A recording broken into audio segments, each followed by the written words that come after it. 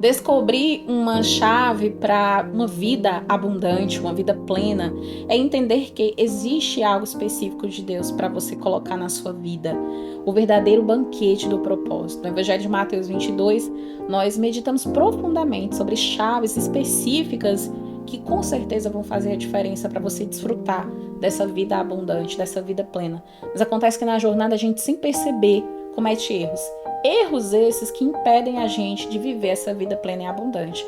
E hoje eu vou trazer para você 3 erros que impedem você de viver e desfrutar dessa vida abundante, que é uma promessa de Jesus para a nossa vida. E o primeiro erro é priorizar as tradições, os rituais vazios. Um erro comum é focar em tradições religiosas, sabe?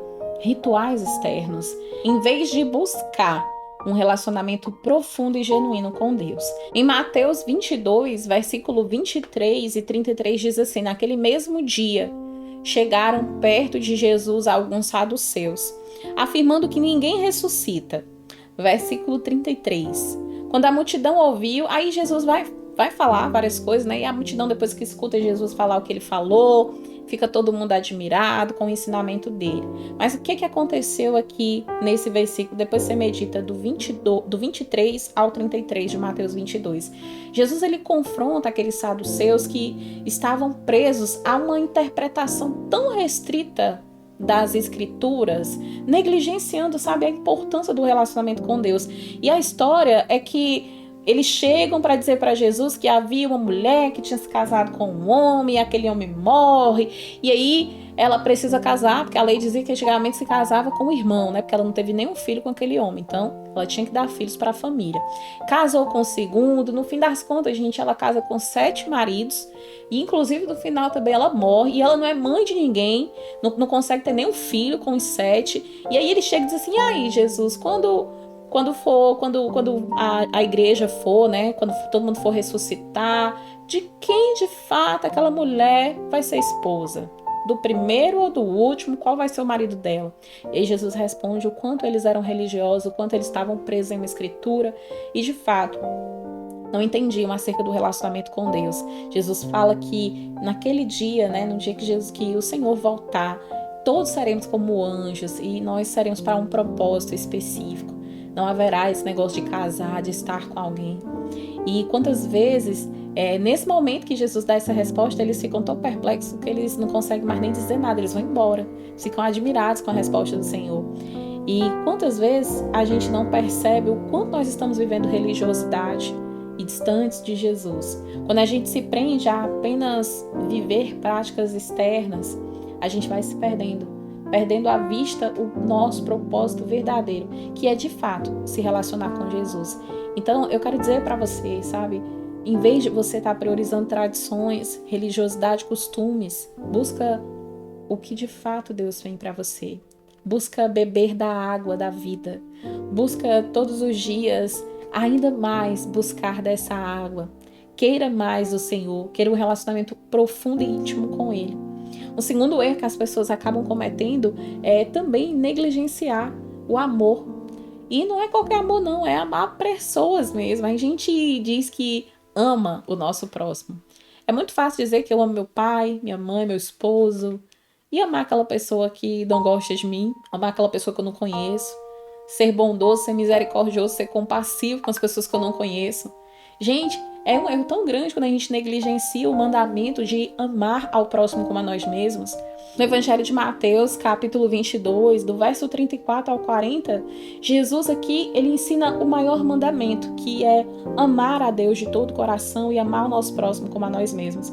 Quando as pessoas, elas se concentram apenas em usar a sua busca pessoal, sabe? A busca do seu propósito, sem considerar o impacto, as ações com relação ao próximo, a gente se perde na nossa vida. E é interessante que quando a gente fala de se perder, é perder a essência do propósito de Deus. Porque o que Deus tem para você não é só para você, mas através de você, através da sua transformação. Deus quer transformar a vida de outras e outras pessoas ao seu redor. E para isso nós precisamos se dispor a amar e a servir. sabe? Eu oro hoje para que você seja alcançado pelo perfeito amor de Jesus, ao ponto do seu coração transbordar em amor por todos os lugares, em qualquer local ou circunstância que você esteja. Que o amor do Senhor Jesus Cristo ressignifique as áreas mais doloridas, né, mais machucadas, mais feridas da sua alma. E eu profetizo no nome de Jesus, cura. Não só uma cura exterior, mas uma cura interior. Porque quando a gente é curado de dentro, quando essa cura ela transborda em nós, as pessoas são alcançadas também, sabe? Pela bondade do Senhor, pelo favor do Senhor na nossa vida. Então, que a partir de hoje você deixe de negligenciar o amor ao próximo, mas que você se permita amar, assim como Jesus amou. Amém? Gente, nosso terceiro erro, que muitas das vezes impede dessa vida abundante, de uma vida plena na nossa jornada do propósito, é a falta de obediência à vontade de Deus. Quando a gente fala a falta de obediência à vontade do Senhor, esse é um erro extremamente recorrente, né? As pessoas hoje elas não querem obedecer. A gente tem vivido um tempo onde as pessoas preferem fazer sacrifícios. E tem inúmeros tipos de sacrifícios, mas que a gente não esqueça que o próprio Deus, ele disse que entre a obediência e o sacrifício, ele prefere a obediência. Existem muitos sacrifícios que estão sendo feitos tolamente. E a Bíblia diz que é melhor obedecer do que sacrificar, não é isso? E aqui em Mateus 22, se você for lá do verso 1 até o verso 14, Jesus ele conta a parábola do banquete, do casamento, onde um convidado ele é expulso por estar vestido inadequadamente, né? A vestimenta dele não estava apropriada para aquele casamento. E isso representa o que é a falta de submissão, a falta de obediência a uma direção. Você está indo convidado para um casamento. Como é que você vai para um casamento de qualquer maneira? Quantas vezes o Senhor diz vai para a direita e você vai para a esquerda? Quantas vezes o Senhor diz fica e você vai, ou vai e você fica? Quantas vezes o Senhor diz faça sim e você simplesmente não dá ouvido e faz o que você quer? Aí você diz assim, como que eu vou saber se é Deus? Olha só, tu tá vivendo sua vida, de repente você escuta uma ministração do seu coração e você mesmo diz, mas eu não tava nem pensando nisso. É o Espírito Santo. E quanto mais você ora, quanto mais você busca, mais você está colocando, como que eu posso dizer? Eu vou usar um termo bem adequado para o exemplo. Imagina uma mola em um objeto que para ele funcionar, ele precisa estar ali sempre em movimento. E se falta lubrificação, aquele parafuso ele vai ficando ruim e o objeto ele não vai funcionando, né? E esse mesmo exemplo que eu estou dando aqui, a nossa oração é como se fosse esse líquido que é colocado, né, para que esse objeto ele permaneça em movimento. E quanto mais você ora, mais a sua engrenagem ela está fluindo, sabe? Mais você caminha. E você talvez diga assim, mas eu estou parada. Mas espiritualmente você está caminhando. Quando você ora, os céus se abrem. Deus move situações, faz circunstâncias que aos seus olhos até era impossível, mas Ele torna possível, sabe?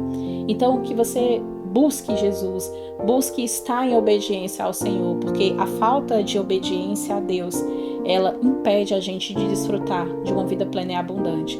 E quanto mais você resiste à vontade de Deus em buscar o propósito que Ele tem para você, você vai perdendo ali oportunidade de viver plenamente o que Ele tem para você. E é interessante destacar aqui que esses erros que foram apontados de acordo com o estudo, né, do Evangelho de Mateus 22, o principal ponto aqui é nos alertar sobre a importância de buscar, de fato, um relacionamento genuíno com Jesus Cristo. Quando eu entendo sobre esse relacionamento, eu entendo que eu preciso amar ao meu próximo, me submeter à obediência, à vontade do Senhor e evitar esses erros para que assim eu consiga me aproximar daquilo que o Senhor tem para mim, que é uma vida transformada pelo propósito dele. Amém? Eu tenho certeza que o Senhor edificou sua vida através, né, desses erros. Muitas das vezes a gente realmente comete, a gente nem percebe que está cometendo. Então hoje você vai enviar essa palavra para outras pessoas que nesse momento o Espírito Santo está ministrando no teu coração. Vou deixar listado aqui agora o episódio de Mateus 22, o estudo completo. Esses 3 erros que nós estamos falando aqui, eu falo ainda mais acerca desse estudo do Evangelho de Mateus 22, eu vou deixar listado aqui para você. Que Deus te abençoe e até o próximo vídeo.